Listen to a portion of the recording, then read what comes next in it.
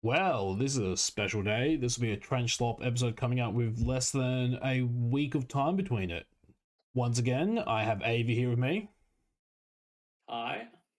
So yeah, for this part 2 of the 1.02 rules update, we're now going through the rules commentary, which in the previous version was called an FAQ. Now they've changed it to commentaries. I thought they were doing both a commentaries and an FAQ, but it seems like that's been rolled into one now, which is fine, I guess. I was hoping for a longer commentaries document of like the whole rule book, giving just Thomas's thoughts on everything as a so I can just full deep dive. But for now, at least we've got some more clarifications. Yeah, I would have liked to especially seen like some commentaries on why they've changed certain rules. And in case of like, is it because we've misunderstood them or because they've changed them to align with what the community's doing, right?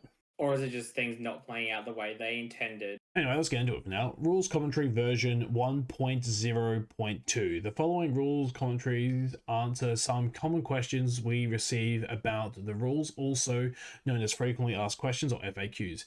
If you have any questions about the rules, how the rules are intended to work, then you will most likely find the answer to your question below. If you can't find the answer, then please send your questions to us at trenchcrusade.com/contact.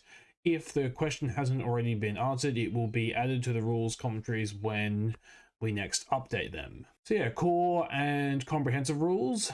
Rules question 1. In what order do players apply blood markers and blessing markers to the same role? And I won't even bother reading the full thing, but it just comes back to that initiative, where if you have less models at the start of the turn, you're the player with initiative, so you actually get to pick which order that happens in, which is an interesting way of doing it, I guess. Like, It's a pretty common way of the person whose turn it is decides which order the stack resolves in. Because it gives you, in theory, the most information. yeah, I guess I would just like it if it was bloods were applied and then you applied blessings. Just as that order of operations allows the player with blessing markers not to get baited into using it and not knowing, because blessings are so hard to come by. If blessings were more common, I wouldn't feel so much, but if you're the player with the initiative, you can say no, you choose if you're going to use blessing markers before I choose to use blood markers on your model. And just blood mark just because like to get a blessing marker on a mold for the start of the game for all the faithful factions, that's 2 glory points to get that. There are other ways to do it, but yeah. Yeah, in general though, like it's blessings are expensive, blood markers aren't. So just that order of operation, I prefer that order of operations. But yeah, at least it is actually clear. I prefer giving it the doing initiative order just because then gives the active player. Oh Well, no, it's actually no. It doesn't. It wouldn't change on turn, does it? Yeah, no, exactly. It doesn't. It's whoever has less models at the start of the turn. Yeah, sorry, I misinterpreted that. Yeah, because initiative in this game is just if you have less models, you have the initiative. Change. Initiative isn't whose turn it is. No. Okay. Interesting. But yeah, I guess gives the underdog something in theory. Yeah, but having less models isn't necessarily an underdog thing, right? Activations are still pretty key. It is. But yeah, like core can run heavy and still pair into a lot more models if they build that way. And so can some other warbands. Anyway, let's keep moving. Rules question 2. Is move or charge or retreat a single action, or are they each a different type of action? A move action, a charge action, and a retreat action. If the latter is correct, can a model take more than one of them during the same activation? So they are different types of actions. So a move action, a charge action, and a retreat action are a separate action. However, a model cannot take more than one of them during the same activation. If you want to move a model, then you must use the dash action instead. They functionally are the same action, though. I'd rather them, give it. I guess it's a bit because there isn't another word to use. That's the umbrella term for all of these things. Like, Yeah, I guess you'd have to call it like the motion action, and then you pick one of those three as your subcategory. So I guess yeah. this is probably the cleaner way to do the rule. Question 3. Can you declare a retreat action for a model even if it is unable to move? Yes, however, even though the model cannot move, it is still subject to being attacked as it had retreated, unless stated otherwise. I'm not sure what the use case is for doing that. Is there a glorious deed that you need to do a retreat to get? I think it probably then maybe there's I think then maybe the other version is there are some things I think that forces you to retreat if you're in contact with someone. And then if you combine that with something that say pins you, like makes you stay down. So if a model is down, but I use Puppet Master to cause them to move, which triggers it as a retreat, it's probably for Puppet Master. Rules question 4. How does being placed on the other side of a gap after jumping over a gap work? Can a model with a movement characteristic of 6 inches use 3 inches of movement before making a jump of 3 inches?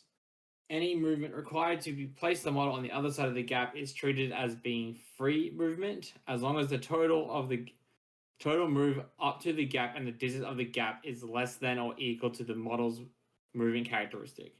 For example, a model with a movement characteristic of 6 inches can use 3 inches of movements before making a jump of 3 inches, with the extra movement required to place them and their base on the other side of the gap being free. And it's funny because it goes on there about the movement, not using over half your movement for the jump, because that's the restriction of jump. But it's any movement to be placed on the other side is free, so you actually do get a bit of free movement whenever you jump over a gap. Yeah, it's getting you that extra inch or two. Yeah, whatever your base size is. Base on the gap. But even if you aren't actually using all your movement before then, you still get that free movement, which I find a bit weird. I really wish this would actually be applied to climbing as well, because like if you're a bigger base model, you're bigger in general, and Crusade is pretty standard with that. So like, if my Desecrated Saint wants to climb up somewhere, it's going to have a much easier time of it. And an easy way, rather than messing around with, how tall is this in relation to the base? So you just pay the cost of the movement to go up, and then you get the base placement at the top for free. That keeps it nice and clean. Feels a bit silly in the case of a jump, but in the case of climbing, because it's you having to pay vertical, like you're just getting a refund on that, where a jump feels a bit weird. But hey, you know what? Those big base models have a hard enough time moving around these tables at times, so fair enough. Okay, rules question 5. When I shoot into a combat that has multiple friendly models and I roll a 1 to 3 result that makes me target a friendly model, can I pick a friendly model that is in combat but is out of line of sight for the shooting model? No. You can only choose a model that can be chosen as a target by the attacking model, i.e. is visible to the attacking model and is in range for the weapon being used. If there is no such model, the attack is wasted. So yeah, I do quite like that clarification, especially means if I can see you but I can't see my guy, I can safely shoot into combat. There's just a 50-50 chance it's wasted, but that's better than, taking out my own guy. That feels like a weird clarification for me, because it feels like that was someone asking that question to try and be able to pick that model. So then, if you say got 2 models in contact, giving you a guarantee that you can't hit a friendly. Yeah, it does. I guess it does feel a bit weird because the shooting into combat rules are meant to make it messy and show combat isn't static, but then this implies combat is static. So yeah, it is a bit of a weird ruling, I guess. Rules question 6. Sometimes an ability or special rule will say that an injury dice or injury modifier applies for a model. For example, the artificial life for the line of Jabari says add -1 injury dice to injury rules for a line of Jabari. Does the modifier apply to injury rolls made for the model or injury rolls for attacks made by the model? So it applies to the injury rolls made for the model. It doesn't apply to injury rolls for attacks made by the model. So yeah, it's just saying if a model has a inbuilt modifier, then that modifier is applied to it, not its attacks. Yeah, and that comes about just because of the weird profile system this game has, or the very minimal system. Yeah. So I can see how someone maybe got caught up on that. Rules question 7. Can a model move through a window in buildings or narrow gaps in general? A model cannot move through any spaces, e.g. windows, a corridor, or a gap between terrain pieces that is smaller than its base size. If a model has a base with two dimensions, e.g. 30 and 60mm, use the small dimension when determining if it can move through a space. Yeah, that's a bit...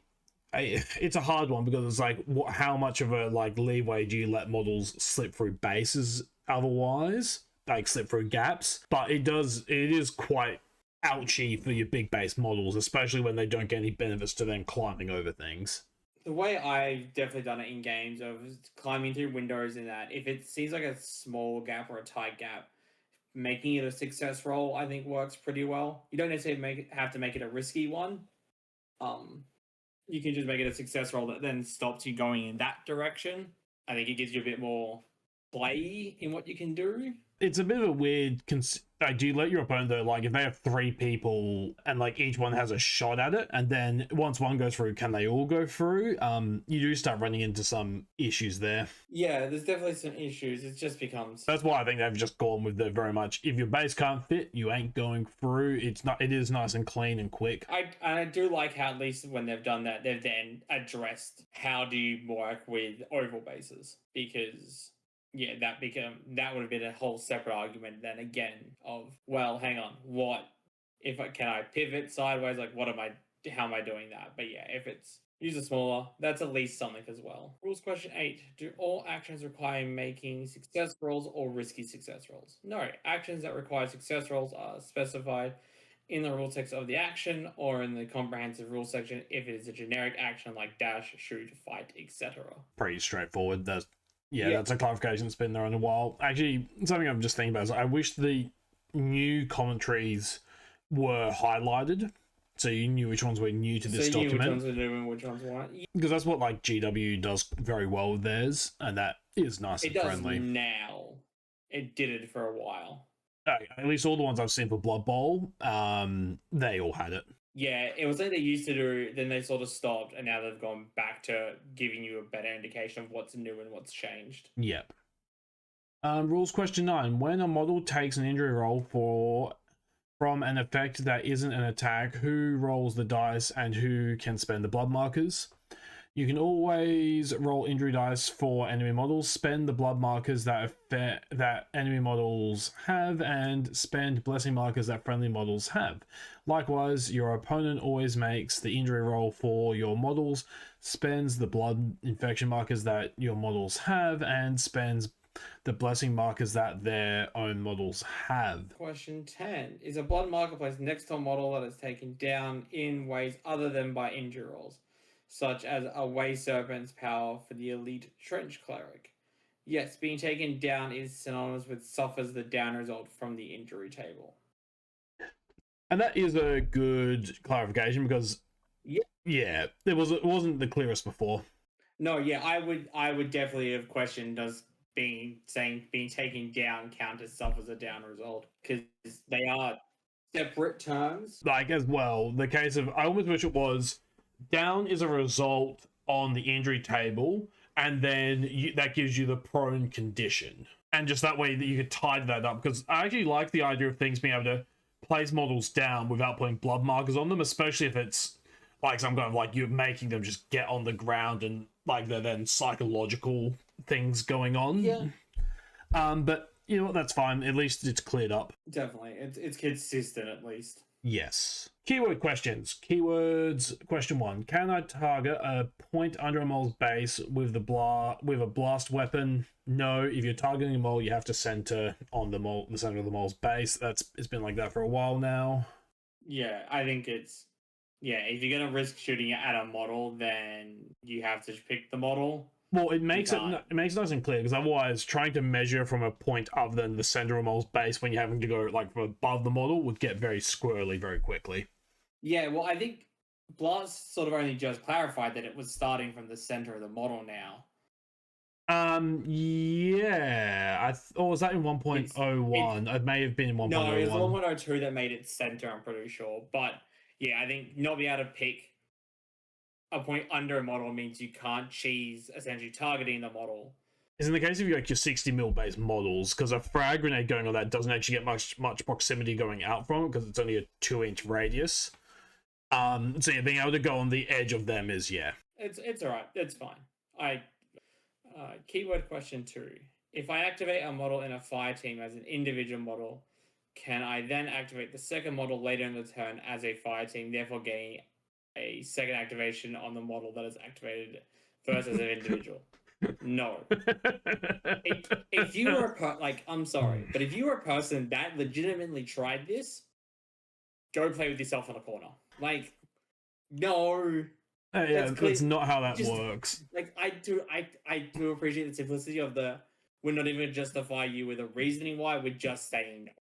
Keywords question 3. Do keywords like ignore armor or ignore modifier also ignore the special rules or abilities granted by that armor or the source of that modifier? No. And I'm not sure how I feel about that one. Like, I like it, because there is stuff that's explicitly states that it does ignore the extra rules for that armor. Example that I can think of the top of my head being the aura of the Lost Desiccated Saint. oh, interesting. So it says that it ignores those other things. It states in there that explicitly ignores the machine armor's ability to not be put down, as an example. Oh wow, that's cool. So I get it. If you have an armor piercing round, why does your special tipped round somehow make me fall over from a big hunking suit of metal? I guess like the other one I'm thinking, the big one I'm thinking of is the Burning Inferno from a sorcerer. That if the center of the if the model that it's directly over, you get the ignore armor on. But if you hit something that then has armor that is also gives you fire resistance, like the Iron Sultanate's special armor that they get the one of. Yeah, it'd be nice if I'm punching through that I can then get to burn them, but yeah, either way, at least it's nice and clean. Keywords question 4. Do weapons with the pistol keyword with the effects of a type of ammunition, i.e. incendiary armor piercing bullets, etc., gain the benefits of said ammunition when they're used in melee combat? Yes. Cool. I like that. It gives buying ammo makes for sense. pistol more use. Yeah, especially when it is always a lot of the time it's hard to justify taking pistols over taking grenades. Like generally grenades are just better. Keyword question 5. How does the tough keyword interact with other rules that prevent a model from being taken down? That's a lot of words there. They work intuitively. If you've got hard as nails, if you get taken out of action, it drops it down. Then tough as nails, the first time you get knocked down, you haven't been knocked down already, we'll drop it down to a no result. And it interacts as it logically should. They come up. Yeah, is what it's saying. Yep. So yeah, it's do you get taken out? Yes. Okay. You have something that prevents you going down? Yes. Yeah. Cool. Which I like how they've clarified it, but that makes sense to me. Yeah, it's the flow on there isn't necessarily the most intuitive thing in the rules. I think if you just make sure you look at it as each result is applied, you complete the application of a result individually, it makes sense. Because it's okay, so I've been knocked out of action. Tough means I go down. Cool. I go down. This rule prevents me going down. I now resolve that. Yeah, the rules inherently does have a few of those things in it now, but like that as a concept isn't actually in like the core or comprehensive rules clearly. Yeah. And that's where I think that confusion comes from. Okay. So, keywords question 6. If I target an enemy model with a blast weapon that has the blast keyword, where do I measure the blast radius from on the target model? It is measured from the center of the model's base. Note that if it attacks, scatters, and ends up on another model's base, in this instance, the blast radius is instead measured from the point in which the new model's base that the attack scattered to, rather than the center of the new model's base. Yeah, nice and clean and makes sense. You don't magically snap to the center of the other model's base. It might be a little awkward with measuring, but I think that's the correct way to play it. Agreed. Rules, keywords, question 7. If I am checking the line of sight to a point on the battlefield or terrain piece, can I check line of sight to any part of the 1mm by 1mm point, or must I be able to see the center of that point? And is the point considered to be 1mm high? You can check line of sight to any part of the point. The point is considered to be 1mm high. If a part is 1mm across, like what? So what it's just saying is, if you're measuring to a point in the ground, you're basically measuring to a 1 by 1 by 1 box. Yeah, but it's then talking about being able to only see a part of this 1mm by 1mm point, which is like, well, yeah. Why does it need? I don't get why we actually need this 1mm by 1mm point. You just say it's a point on the battlefield that is, yeah, like if you got a pin and put it down, that is a point. Yeah, I think it's just clarifying how big their point is, essentially. It's one of those ones like I'm sure every language has the word point, and people understand that yes, you don't get an infinitely small thing, but you have, this is where you're measuring from. Can you see that exact spot? It's more how big is a point is the like. Well, it's infinitely like, small. Point. Yeah. Yeah, like because like now we're talking about, can you see can you see at least a fraction of a 1mm point to then be able to see a point? Yeah, which just feels so splitting hairs to me. Yeah, it is a little bit. Keywords question 8. If I throw a grenade onto the lip of a trench or a ledge, does the blast hit the models that are in the trench or below the ledge? If it would hit any model that has line of sight to the target point and his base is within the blast radius of the grenade, in the example below, model A would be hit by the grenade, but model B would not, as its base is not within the blast radius of the attack. So yeah, this was not how I thought they were going to go with this rule. Yeah, that's interesting. It's definitely the easiest way to have grenades be able to hit into a trench without having to make have 2 pages on explaining how to have things drop into a trench when you throw them.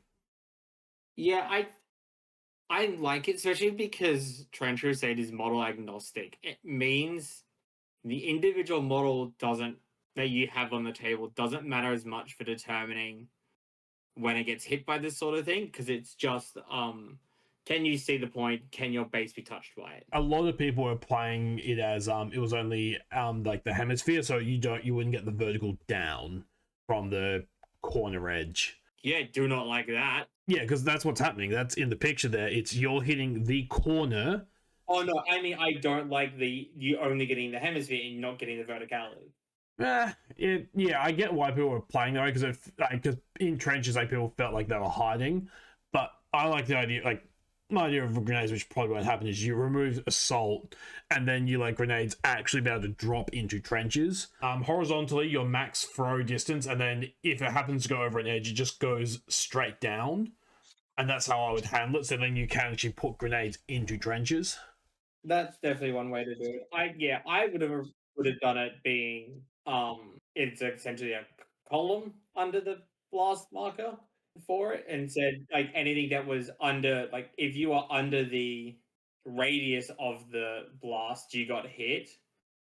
Instead of you then having to measure down diagonally in that. But yeah, I like this way.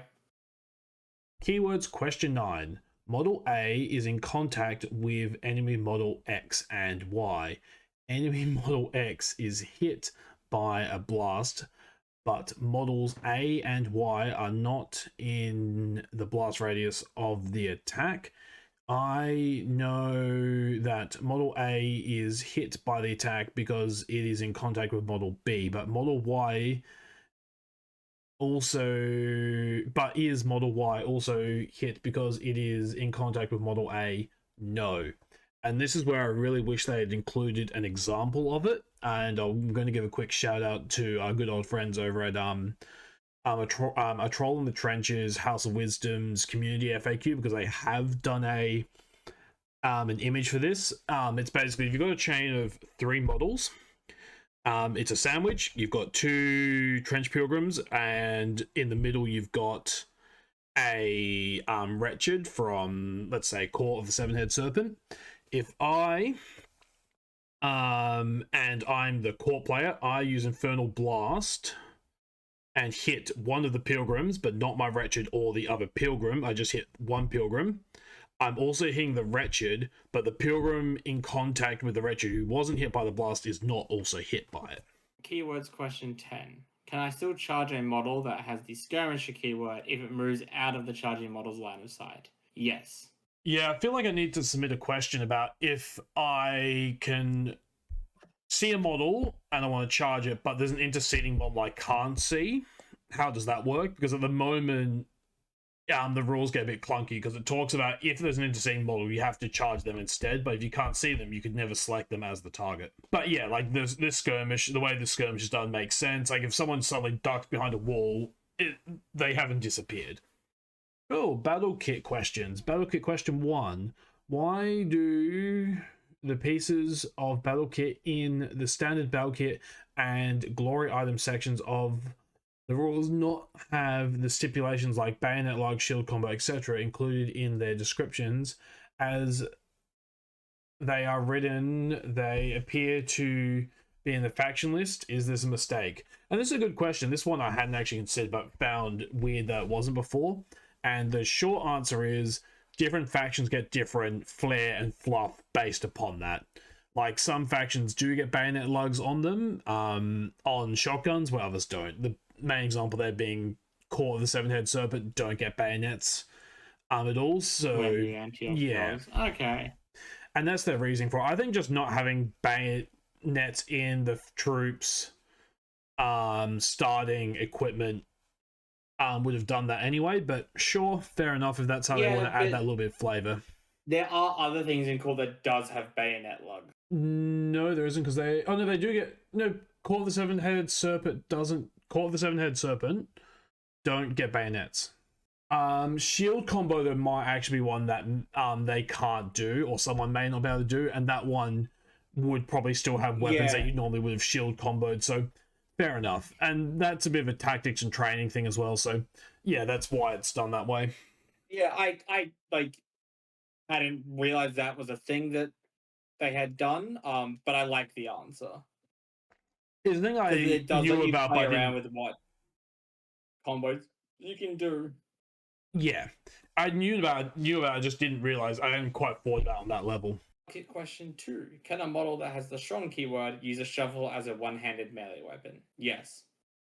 I guess it was a question, but it's a two-handed melee weapon, thus, yeah. The one thing actually I wouldn't mind them cleaning up is it says about using it as a two-handed melee weapon, but that isn't a thing. So I presume it's just you can make a melee attack without any penalties. But at the moment, I don't think that's actually clear. Because there's the shovel and something else I think they can do. Oh, the shovel and also the obelisk for court. Yeah. I mean, you take shovels anyway. Well, some models just come with it. Starting a warband question. Starting a warband question 1. When I have a special rule that allows me to purchase battle kit from other factions' armory tables, does that battle kit still come with the stipulations from the other armory table, i.e. elite only, shield combo, limit 1, etc.? Yes. And that's an easy one. Yeah, I feel like all the things that let you do that state that as well, so it's weird. Does it? Yeah, fair enough. Starting a warband question 2. Do weapons with the dual type, such as pistol or halberd guns, count towards both the limits of ranged and melee weapons that a model can have? No, weapons count towards the limit of the same type they are purchased from on the armory table. For example, a pistol counts as a one-handed ranged weapon, where a halberd gun counts as a two-handed melee weapon. Which is odd, because I thought something in the rulebook said different. Fair enough. And yeah, for some reason I thought halberd gun was a ranged weapon, not a melee weapon, but fair enough. Yeah. Starting a warband question 3. If I have a shield and I have a one-handed melee weapon and one one-handed ranged weapon? Yes. Yep, that comes under the battle kit rules clearly that you can. That's a yeah. I guess if people haven't read what's the rule? 2 hands, 1 head, and a body. Yeah, if you haven't read that section, I can see where that question would come up. Sorry, no, it's not that section. It's under battle kit limits. The section. Sorry, 1 hand, 1 body, and a rule is used switching between things. Yes, but that's why if you haven't read that rule, you wouldn't necessarily understand the value of having a one-handed melee weapon and one-handed ranged weapon when you have a shield, knowing that you can switch between them. Faction list questions. Trench Pilgrims. Trench Pilgrims question 1. Can I resurrect a Trench Pilgrim that has died as a result of being broken on the wheel as a martyred pennant? No, though the knowledge of the sacrifice is a reward unto itself, they have not earned their martyrdom. Yeah, that's fair, I guess. Heretic Legions question 1. Does the special rule that allows Knights of Avarice Warband to purchase a Goetic Warlock mercenary for do cuts stop me from being able to recruit a Goetic Warlock as a mercenary for glory? No, this rule allows you to have 2 Goetic Warlocks in a Knights of Avarice Warband. Yeah, fair enough, I guess. Makes nice. Cool. Yep, clean up. Heretic Legion question 2. Does the Death Commando stealth generator ability affect blast attacks? Only if the attack targets the Death Commander directly. It has no effects on a blast that targets a point on the ground. Oh, that's interesting, just because there's things like the Infernal Bomb and the Burning Inferno and other blast weapons that have specific effects if it's on the model's base. So the Dev Commander is safe from some of those nastier effects because you can't unless target. You can scatter onto it. But your opponent gets to pick the scatter direction. So unless you manage to like line it up in a really like between 2 buildings, you can only go back and forth, and then you scatter like only 1 inch or whatever it is, and they don't want to scatter in the other direction for some reason. But that's a very narrow case. It means the person that's making the attack has to choose between that extra negative ability or upside of getting that direct hit versus not taking that negative hit but not being able to get that direct hit. Cult of the Black Grail. Black Grail question 1. Can a Lord of Tumors making a crushing blow attack if it has no melee weapons and or if it has a shield? Yes to both. Court of the Seven-Headed Serpent. The court question 1. Can my sorcerer cast a spell action to use Burning Inferno ranged attack and make a shoot action to make another ranged attack in the same action? Yes, because the cast spell action is then using a ranged attack roll, but isn't the ranged attack action. So yeah, and the only way you're actually doing that is if you're playing NV and then getting a weapon from another warband, because the sorcerer normally doesn't have access to ranged weapons. Oh, does it? Okay. No, because otherwise, it would be a bit too scary if every warband could just run that. Court question 2. Can the Greed Goetic Power Blackheart be used multiple times per activation? No, you cannot cast the same spell more than once per activation. You can, however, use the Blackheart spell whenever you take a success roll or risky success roll outside of your activation. Yeah, Blackheart is just known because there's the Sloth one that is way better charm of something or other that you just automatically pass, and also only costs 1 blood marker, and also that's right, there's no limit on how many models can have it, where Blackheart does have a limit. The court question 3. Can a friendly model with Slave Master spell use it to carry out commands using enemy yoke fiends within 18 inches of the spellcaster? If so, can I use this to make an enemy yoke fiend kill itself using the sacrifice command? Yes. Yeah, cool. Yeah, I love when I read that, I was like, oh, that's pretty funny. Just like the whole game, you and your opponent are just trying to see whose Praetor can kill more models for getting them to off themselves. Mercenary questions. Question 1. Can a Mercy Dog drag a down model? Yes, that rule specifically states that the Mercy Dog can move a model that is down. Yeah, I think with the it's stating that down models can't be moved for any reason, just clarifying that yes, no, this rule does. And I think early versions of the rules, if I remember correctly, did have something that stated rules later on in profile supersede these rules, where I don't think that's mentioned. That's not there anymore. So I can see how that clarification came up. Cool. Campaign questions. Campaigns question 1. Do you have to make promotion rolls and or assign promotion dice? Yes. When your patron or your high command deems it right to promote a member of your warband, it would be unwise to refuse. Yeah, it's interesting that you have to, because for court players in particular, if you take a pit locust early on and you get that filling one of your elite slots because you had to, because not much else can even it's only the pit locust or the desecrated saint that can promote. And yeah, just one of those slots going to a pit locust feels a bit rough compared to not being able to get most likely a hell knight. But I guess that's the risk everyone sort of takes. It's the same for anyone. Like if you promote a trench pilgrim, but then need to like rebuy someone back, that's Well, that's not going to prevent you from rough rebuying, too. because if someone dies, you're going to have another free Because spot. you could die, open up a slot, then be promoted before you get the quartermaster. Right, yeah, because yeah, okay, because injury step is before Injuries is before promotion. So someone could slot in there on you. Oh, that'd be so annoying if you lost your leader and couldn't rebuy them. Yeah. Campaign question 2. Does the gunslinger skill from the range skills table in the campaign rules allow a model armed with a pair of automatic pistols to make 2 attacks with each pistols? Yes. Make 2 attacks, one after the other, with the first pistol using its automatic 2 keyword, and then use the gunslinger skill to use the second pistol to make 2 more attacks after the other.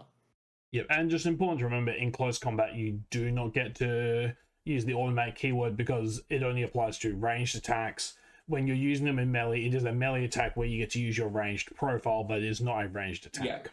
Yeah, I think Gunslinger does allow you to get around that again, but yeah. No. There is something I think that allows you to. It allows you to ignore offhand, I believe, is the benefit to Gunslinger in close combat. Yeah. Which is still cool, but just, yeah, you don't get the amazing 4 shots going full equilibrium. Campaign question 3. Do trench dogs count towards the number of models in your warband for maximum field strength? Yes. It is only not counted as a model in the warband for the purposes of morale checks. So you really get the worst of all worlds there, because it takes up a slot and it doesn't help you with morale. And I think that's a crime. A good boy is very good for morale. Well, I guess it does sort of help you in. Oh no, because for the purpose of morale checks in general. Campaigns question 4. Do skills that increase the limits for things that can be taken by certain models in the warband, e.g. logistical skills, Sultan's Fate, that apply to the models in various warbands, such as the Holy Warriors in the Expeditionary Forces of Abanesia warband? Yes. I feel like that was self-explanatory, but sure. Campaigns question 5. When a warband has the chance to choose between 2 different exploration tables during the exploration and looting step, is the table chosen before or after rolling? Before. Yeah, I thought that was pretty obvious, but campaigns question 6. Can a model with gunslinger skill and 2 pistols swap one of the pistols with a melee weapon when it takes the fight action? If it can, and the pistol is used to make a second melee attack, does the ignore offhand modifier keyword apply to the attack? Yes to both questions. I thought that was relatively straightforward, but once again, if you haven't read the 2 hands, 1 body, 1 mind, or whatever it is rule, you may get a little lost on it. Campaign question 7. Which modifiers apply to an attack roll made with a point blank skill? Use the modifiers that apply to a melee attack. Interesting. Well, that makes sense because you're in combat, right? If I charged into, still make an attack with the gun. Yeah, but it's still a melee attack. It's the melee attack action. If I'm behind cover, that's still going to make it hard to hit me. And if I've got dodge, I believe the skill was called dodge. That's still going to make it harder to hit me because you're that close. It's still the same principles making it harder, right? It'd be parry that applied in that case, not dodge. Parry, yeah. So because dodge is the ranged one against ranged. Yeah. Campaigns question 8. Are the glory items in the campaigns rules section considered to be battle kit? Yes. Don't know what they would be if they weren't, but yeah, cool. Yeah. Yeah, because they still apply to restrictions and such, so yeah. Campaigns question 9.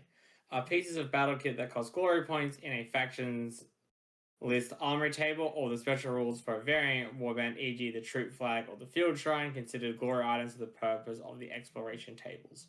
No. Yep, and that's fair enough. I just wish there were more glory items in general on Warband's charts for one-off games. Because, yeah, the moment writing lists for ArcFest Day 1, it's like, oh, so what mercenaries am I taking for the most part? Yeah, it's a little bit like that for some factions. Especially if you take Papal State. Like, you have so much glory to spend. Well, that's Papal State is designed to be taken on mercenaries.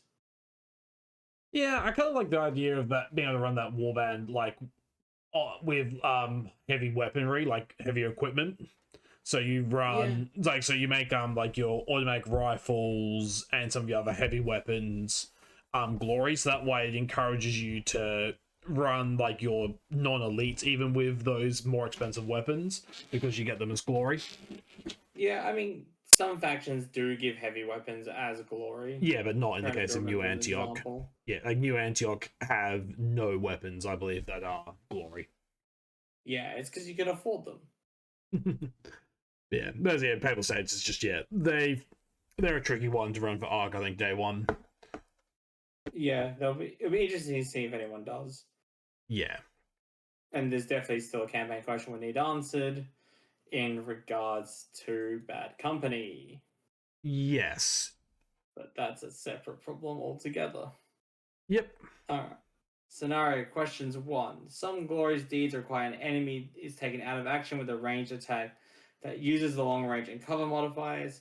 Can I carry these attacks out if the attack has the ignore long range and ignore cover keywords? No. Which I don't like. I think it comes down to why you're ignoring it. If it's because you have a skill that allows you to ignore those things, you should still be able to achieve it because it's still glorious for someone who's skilled at doing that thing to do it. That person's constantly going to cover themselves in that glory. Yeah, I'm of two minds.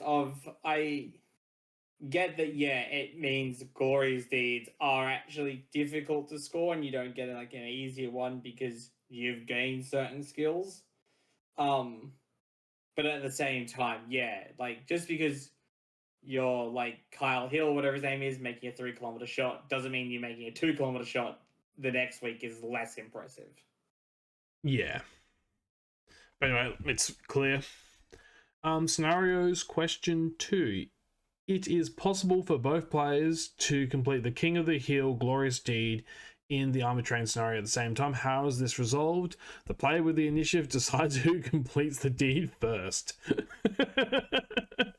I mean, that question is definitely needed because it came up with me the other day of we both had scored King of the Hill at the same time. We resolved it as his model got up there first, but I like the idea that otherwise you just give it to both players. I like the idea of whoever got up first. Yeah, that's another fair way to do it. I imagine it's because they need to be up there at the end of the turn, right? Yeah. If you don't realize to track that and then you forget, I guess that's why. Yeah. Having to track who is on first, can be difficult. I don't necessarily think it's that difficult, but if you're playing a long game, you might forget who actually activated to get up there first. But I suspect that's why it's that way. Okay, miscellaneous questions. Misc question 1. Some models have a base size of 30 by 60 millimeters.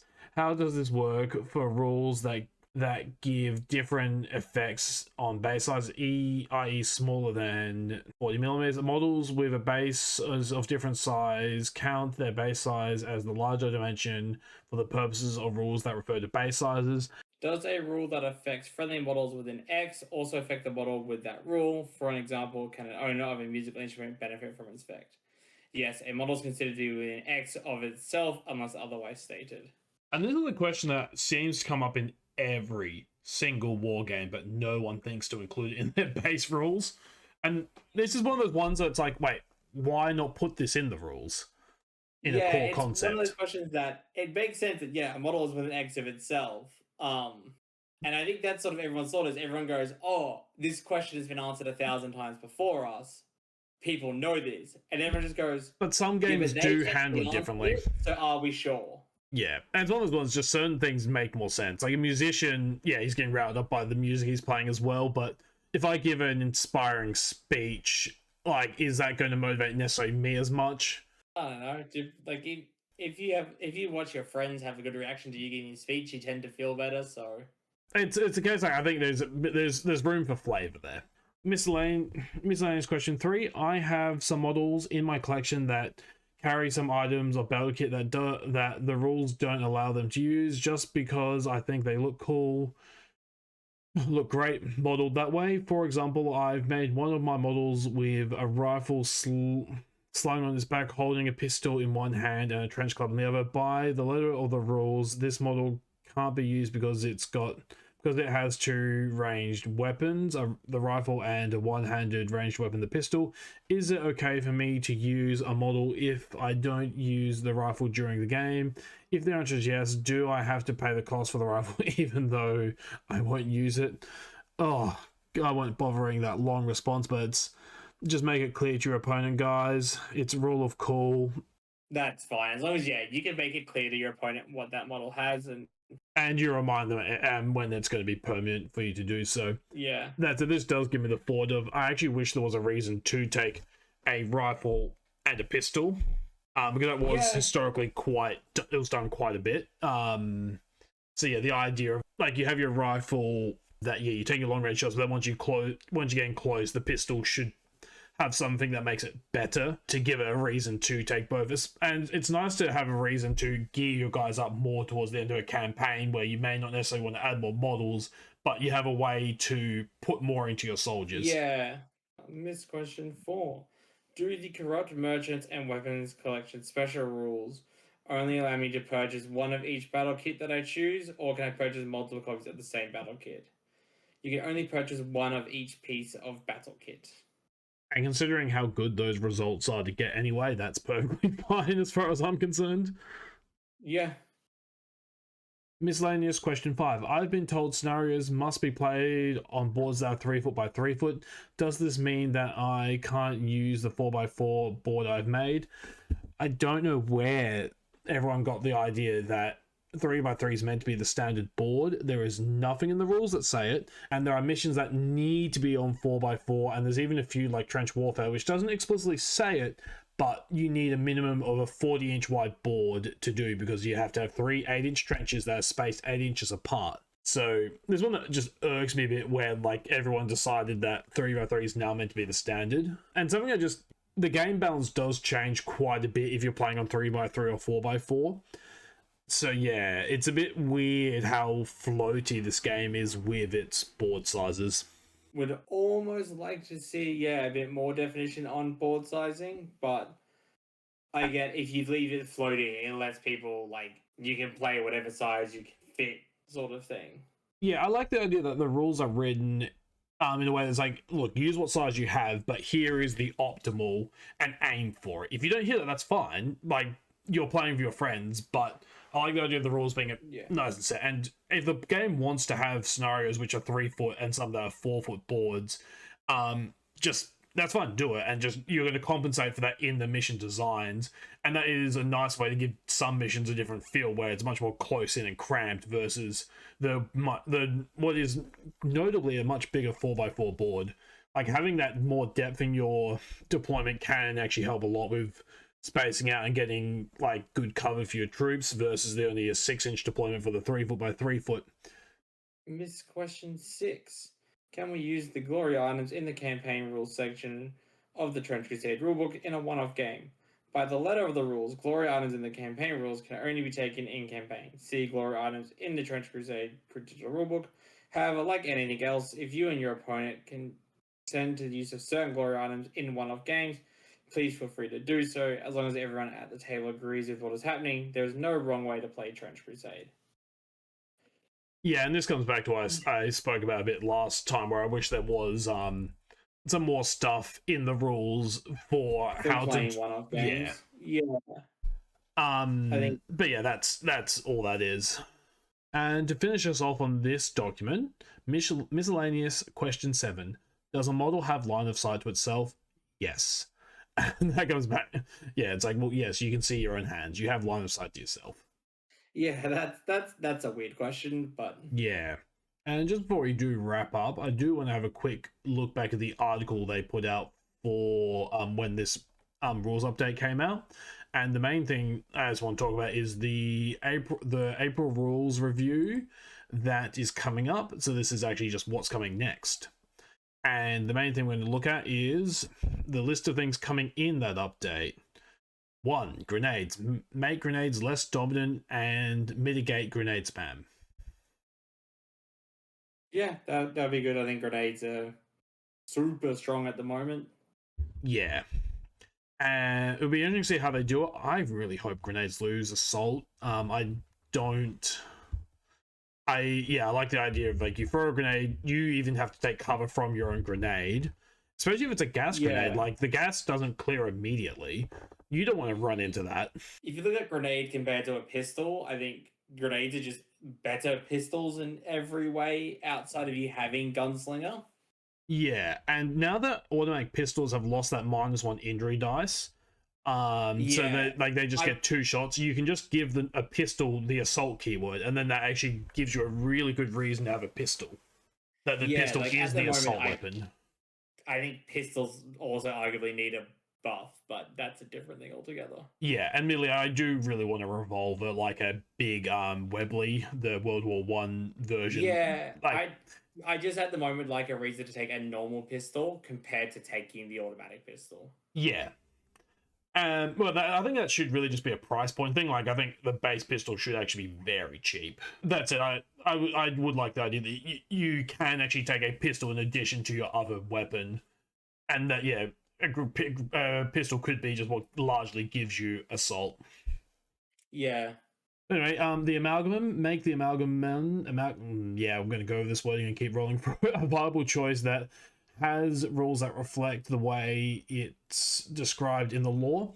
And it's weird because like whenever I've only played up against one of them twice, it still that -2 injury it's a tough cookie, but yeah, it needs a bit of love. Next up, the Iron Sultanate, buffs to make the army more competitive and thematic. I wonder what they're going to do for thematic there, because I thought the theming was pretty good there. It's just they don't quite have any oomph behind a lot of what they do. Yeah, I think it's more to make it, when they say make it thematic, it's making it more competitive, but keeping it having a unique theme. Like, I guess one of the ones is like skirmisher as a keyword it doesn't impact the game all that often. So maybe, but yeah, I guess you'd have to change the skirmisher keyword entirely to get there. Definitely like the idea of Iron Sultan getting some buffs. Like, I've only played against them once or twice now, and it sort of felt like walking through a breeze a little bit. Like, I almost wish skirmisher was you get to move D6, because you could still only move 1 inch. Yeah, it just gives you the potential to do a big move. At the moment, only moving D3, it's like, how often are you really going to stop charges? That, especially if you're playing on a denser board where you're probably going to be quite close to people. Mercenaries. Rules and glory points overhauled to make each mercenary an equally valid choice. I don't think they actually all have to be equally valid choices per se. Like you think about Mortheim, where heavy armor and a Hochland long rifle were very expensive for what they did, but they were what you were aiming for. They were the ambitious thing. Yeah, I think what they mean when they say equally valid choice, it's at the moment it feels like there are some that are better choices than others, and even though you may be paying less for some of those, it's not worth paying that cost at all. Yeah, they do actually, and this is a broader point, but in general, seem to have a real thing against making things 1 glory. So many things are 2 or more. Like, I do wish the one that gives you the holy artifact that gives you a blessing, like that can be 1 glory. A blessing marker is good, but it's not worth more than like 20 to 30 ducats, the rough value of a glory point.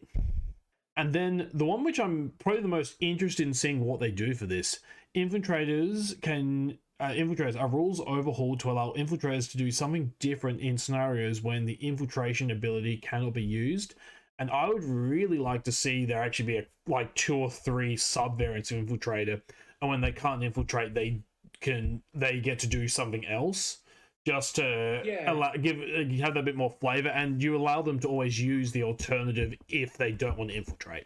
Giving things to do infiltrators to do when you can't infiltrate is definitely going to be a plus, because obviously you pay for that ability and then too bad you can't use it.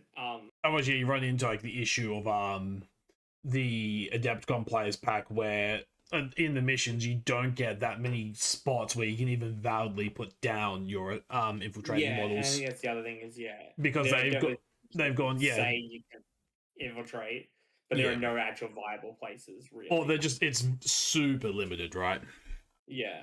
So I'm definitely keen to see what they do with infiltrators. Thank you all for listening. Say goodbye, Avi. Goodbye, Avi. And we'll see you next time. Bye.